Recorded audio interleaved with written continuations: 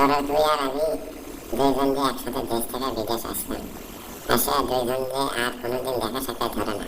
আজ প্রায় 2-2.5 বছর পর দেখা করলাম, তাও এই জঙ্গলের ভেতর। তোর ভিসার কি খবর?